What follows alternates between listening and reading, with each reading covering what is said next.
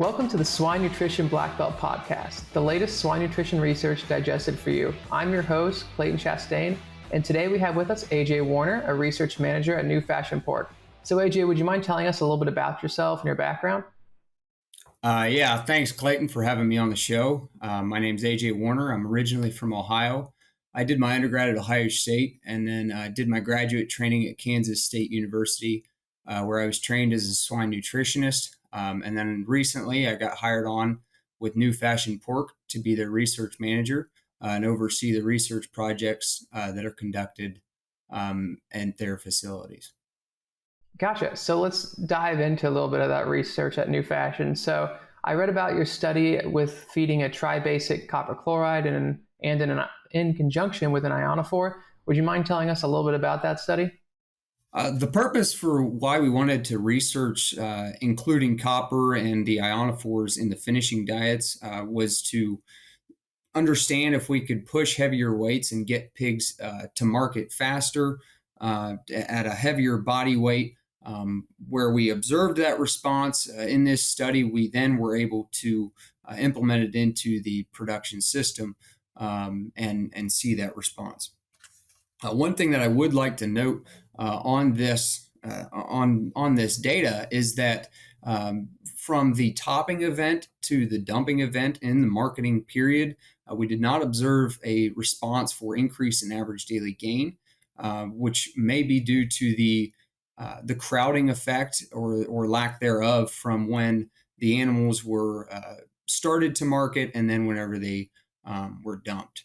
So the response that we observed for the copper and the ionophores was heavily driven during the hotter months of the summer, as well as the crowding that was driven by the increase in body weight and the increase in size of these finishing pigs. That study was done at our wean to finish barn, where the pigs started on test at 90 pounds of body weight and then were followed through finishing. We've had diets that were a control diet and then a diet with a tribasic copper chloride, an organic copper source, a diet that contained an ionophore, and then a diet that contained a ionophore with tribasic copper chloride. We weighed these pigs every 2 weeks, and we observed at about day 42, we started to see mean separation with the body weight, in that providing ionophores with the tribasic copper chloride had a heavier body weight compared to the control, while the ionophore and the tribasic copper chloride alone treatments were intermediate. That increase in body weight continued on throughout the remainder of this study and was led by an increase in average daily gain from day 70 to 84 all the way up until day 90 to 104. For the overall study, we observed a significant response for increase in average daily gain when providing the ionophore with the tribasic copper chloride compared to the control, with the other diets being intermediate. Gotcha. So one question I had about this ionophore, so kind of like the way it works, I guess. So with the addition of it, my surface level point of view in reading this is that it helps because it can bind the copper and then makes it easier for it to pass through the cell membrane because of it being liposoluble. Is that kind of how that works, or is it a little different than that? It's very similar to that, and the copper itself does have some binding properties and is able to bind the similar targets as what the ionophore is in order to influence that growth and in order to have the same kind of effect as what the ionophore does, which is where we see that further increase whenever we include the ionophore with the copper. Gotcha. So it just kind of doubles up on itself a little bit? Exactly, yeah. Yes, sir. Okay. So can you tell us a little bit more about the tribasic copper chloride? I know there's an antibiotic effect because sometimes they feed that during the nursery. But what else does it really help for, especially with these pigs in the finisher? Tribasic, copper is included as either tribasic copper chloride or an organic copper source. And the tribasic copper chloride is one that's typically included. It's included in the nursery, as you said, for the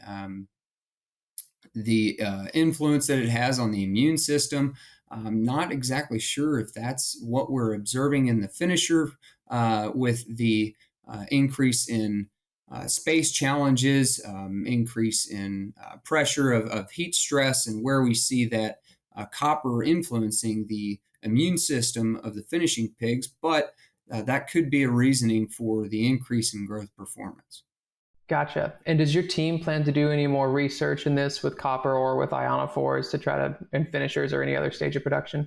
I wouldn't see it in the near future with the coming up of cold winter months. As we get into next year and probably around June and July, we may look more into a different copper source, a different ionophore, some different inclusions that we can further expand this copper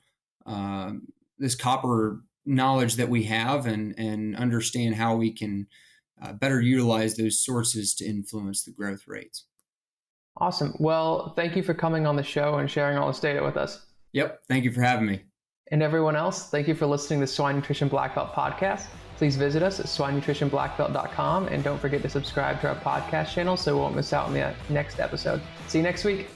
Hey everyone, I hope you enjoyed this episode. And we are constantly on the lookout for the latest updates in swine nutrition. And if you have a swine nutrition related research trial that you would be able to share on our podcast, please send an email to nutritionblackbelt@swineit.com and we would love to talk about your research. See you later.